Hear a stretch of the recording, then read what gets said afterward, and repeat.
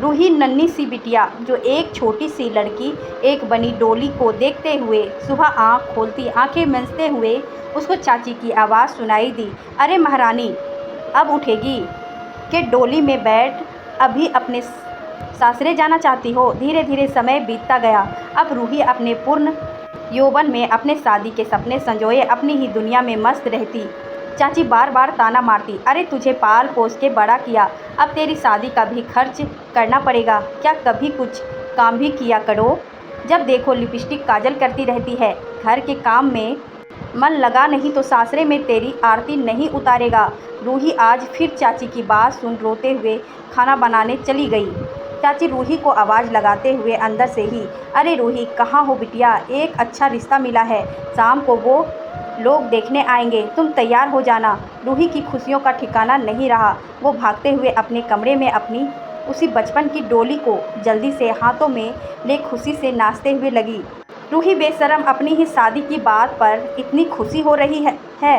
अरे हम लोग तो शादी के बाद भी इतने खुश नहीं हुए, चाची कोसते हुए बोले जा रही थी। दूसरे रोज़ चाचा मायूस होकर आंगन में बैठ गए। चाची फिर गर्म मिजाज में होकर बोली, फिर टूट गया क्या रिश्ता, अरे ये है ही महनूस, कौन करेगा इससे शादी। रूही सुबह उठी तो पड़ोस की लड़की को बैंक में खाता खुलाना जाना था। उसके बार बार बोलने और चाची से पूछने के बाद रूही भी बैंक गई। आज वो बाहर निकली थी बिना चाची के रोक ठोक के, अरे मुनिया सब कागज़ लिया है कि नहीं खाता खोलने के लिए। हाँ दीदी सब लिया है। बैंक के अंदर जाते ही सामने शीशे के कैबिन में एक सुंदर सा लड़का बैठा दिखा। रूही अपने कपड़े ठीक करते हुए बोली, सर क्या मैं अंदर आ सकती हूँ। बैंक मैनेजर, हाँ सर खाता खुलाना है बैंक में, नज़रें झुकाए रूही बोल रही थी। यस मैडम, आप सभी कागज़ लगा के ये फॉर्म भर दीजिए, आपका खाता खुल जाएगा। बैंक के साहब अच्छे हैं ना दीदी, सभी काम आसानी से हो गया, मुझे तो बहुत डर लग रहा था, मुनिया बोले जा रही थी। लेकिन रूही की तो जैसे नज़रें बैंक के शीशे वाले केबिन में ही थी। जब दोनों बैंक से निकलने लगी तभी पीछे से आवाज़ आई, सुनिए मैडम मेरा नंबर ले लीजिए, कभी कोई काम पड़े तो मुझे बता दीजिएगा, मैं करवा दूंगा। रूही धन्यवाद सर कहते हुए नंबर ले ली घर आ गई। चाची घर आते ही गुस्से से पागल हुई, अरे मोबाइल चार्ज में लगा देती हूँ, चाचा का फ़ोन आने वाला है। रूही फ़ोन उठाती है और मैनेजर का नंबर सेव करने लगती है। तभी गलती से उस नंबर पर रिंग चली गई। हाय अब क्या होगा, अगर सर ने फ़ोन किया तो क्या बोलूँगा, इतना सोच ही रही थी तभी फ़ोन में घंटी बजी। बहुत घबराते हुए एक ही सांस में रूही ने अपना परिचय दिया, सॉरी सर मैं अभी बैंक आई थी, आपके नंबर पर कॉल चली गई, मुझे माफ़ कर दीजिए। बैंक मैनेजर ने हंसते हुए कहा, अरे नहीं हम तो कस्टमर की सेवा में बैठे ही हैं। रूही धन्यवाद सर। उधर से आवाज़ आई, अरे मैं भी इंसान हूँ, आप मुझे सर नहीं शोभित बुला सकती हैं। रूही तब तो आप हमारे मेहमान हुए और हमारे यहाँ तो मेहमान को भगवान माना जाता है। आपका क्या नाम है मैडम। जी सर। रूही काँपते हुए, अरे फिर से सर मेरा नाम शोभित है। शोभित, रूही जी, शोभित सर जी, मेरा नाम रूही है, आप रूही बोल सकते हैं। शोभित जी, दोनों एक साथ हंसने लगते हैं। अच्छा रूही जी, अच्छा लगा आपसे बात करके, मुझे अब खाना भी बनाना है, फिर खा के कुछ काम भी करना है ऑफिस का। जी सर धन्यवाद। रूही, अरे रूही कहाँ मर गई, कब से खाना बना के नहीं तेरा अब खाने को भी देगी कि भूखे ही रखना है। हाँ चाची आई, बस बन ही गया खाना। खाना बनाते हुए गुनगुनाने लगती, चाचा अरे रूही बेटा क्या बात, खाने की खुशबू तो आंगन तक जाने लगी। सभी खाना खा ही रहे होते हैं कि फ़ोन बजा। रूही दौड़ के जाती है, लेकिन अरे कंपनी का फ़ोन। चाची हंसते हुए, अरे तेरे मोबाइल पर कंपनी के आशिकों का है। रूही भी हंसती है। सभी खाना खा के सोने लगते हैं। रात के 12 बजे फ़ोन बजने की आवाज़ से रूही की नींद टूटी। अब इस टाइम फ़ोन होगा। रूही उठकर अलमारी में फ़ोन ढूंढते हुए अलमारी में अपनी लकड़ी की डोली उठा लेती है। फिर से फ़ोन की आवाज़ से उसने जल्दी से फ़ोन उठाया, अरे चाचा उठ गई तो अभी हंगामा करने लगेगी। हेलो कौन, अरे ये तो बैंक मैनेजर का नंबर है। इतने में ही शोभित बोल पड़ा, सॉरी इतनी रात को फ़ोन किया, सोने जा रहा था, सोचा गुड नाइट बोल दूँ। रूही को अजीब सी बेचैनी हो रही थी। किसी लड़के के ने पहली बार उसने इतनी रात को बात की थी। रूही काफ़ी देर तक खुद को रोकते हुए उससे रहा नहीं गया। उसने शोभित को फ़ोन किया। हेलो, मैं रूही जो आज बैंक आई थी। शोभित गुस्से में, अरे क्या यार, बार-बार मैं बैंक आई थी लगा रखा है आपने। मैंने आपका नंबर सेव किया है। रूही जी बोलिए। जी वो गुड नाइट नहीं बोला था, मैंने इसलिए वापस फ़ोन किया आपको। दोनों ने कुछ मिनट तक बात किया, फिर सो गई। रूही सुबह देर से उठी। चाची के ताने ने उसकी नींद खोली। रूही जल्दी जल्दी काम करने लगी। तभी फ़ोन की घंटी बजी। रूही सहम सी गई। जाकर देखा तो मैनेजर था शोभित का। रूही जी गुड मॉर्निंग, क्या आप मेरी दोस्त बनेगी? रूही के चेहरे में मुस्कुराहट ने दस्तक दी। तभी दरवाजे की घंटी ने उसका ध्यान खींचा। बिना मैसेज का जवाब दिए वो दरवाज़ा खोलने चली गई। फिर दिन भर काम करने के बाद जब शाम हुई तो याद आया कि शोभित का मैसेज पड़ा था। उसका उत्तर तो दिया ही नहीं। जल्दी से भागते हुए अलमारी की तरफ जाती है और रखी हुई मैसेज से टकरा जाती है। पैर में चोट लग गई। रूही पैर पर गर्म तेल लगा ही रही थी कि फ़ोन की घंटी बजी। अरे शोभित जी का फ़ोन। हेलो, उधर से आवाज़ आई। शोभित, शुभ संध्या रूही जी।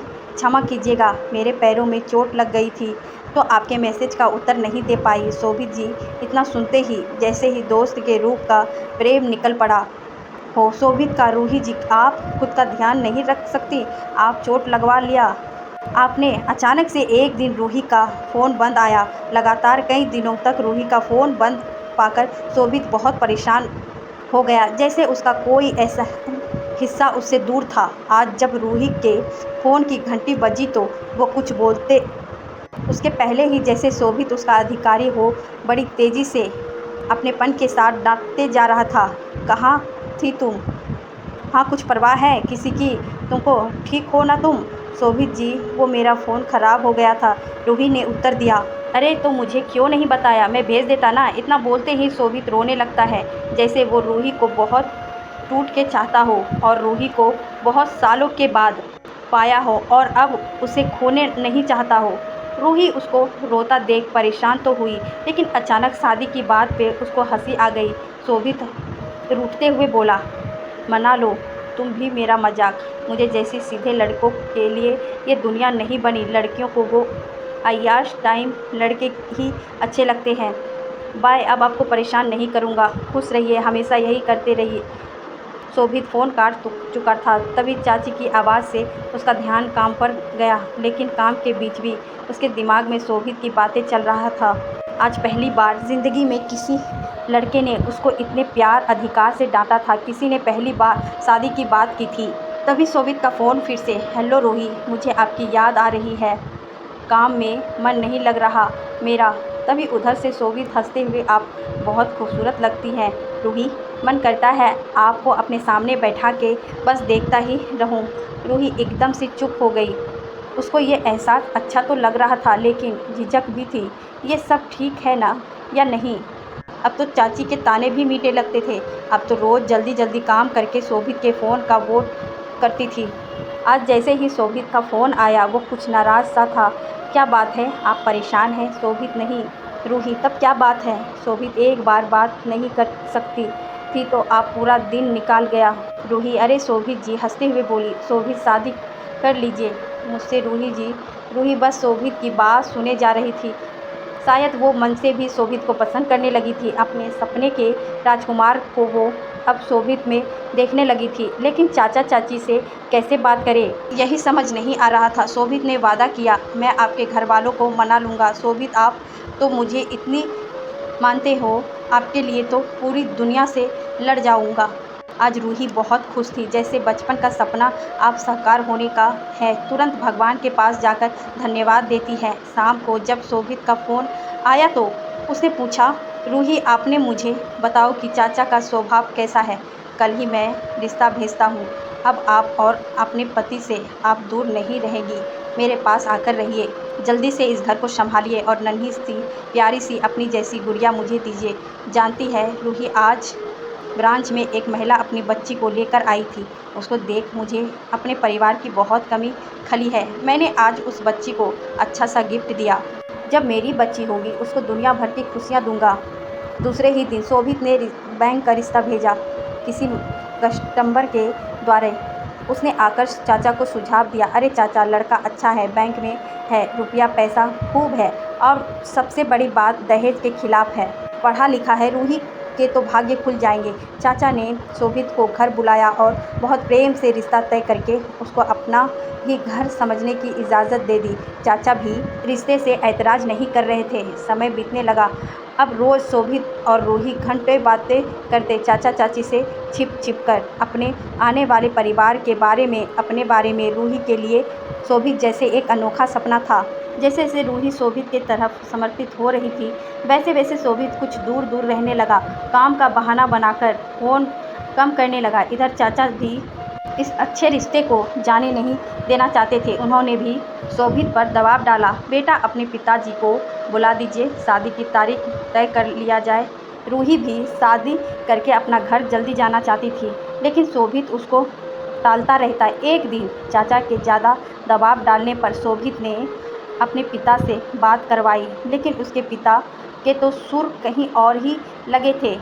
ये तो उनके परिवार का एक हिस्सा था। बेटा शोभित अलग अलग लड़कियों के परिवार का हिस्सा बनता, लड़की के साथ प्यार की बातें करके बाद में लड़की को ही बदनाम करके चले जाना इनका हमेशा का काम था। रूही के चाचा ने जब शोभित के पिताजी से बात की तो वो तुरंत बात टाल गए और उन्होंने बोला, मेरा बेटा सरकारी जॉब में है, मैं वैसी ही शहर की बहू लूँगा, जैसे दहेज भी लूँगा। रूही के चाचा अपना घर के बेच के दहेज देने को तैयार हो गए थे।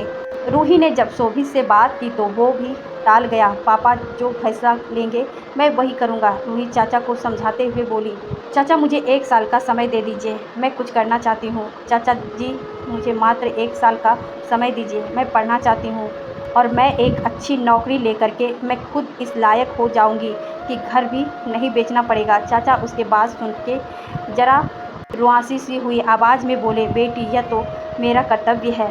रूही चाचा को मनाने का पूरा प्रयास करती रही। जैसे जैसे करके उसने चाचा को मना ही लिया। अपने कमरे में आकर किताबों के बीच में उसने अपने आप को बैठा दिया। 8 महीने के मेहनत के बाद आज उसने परीक्षा दी और परीक्षा में पास हो करके वह अफ़सर बन चुकी थी। आज पहली बार चाची रूही के लिए चाय लेकर आई थी। जैसे उनका महत्व जाग उठा।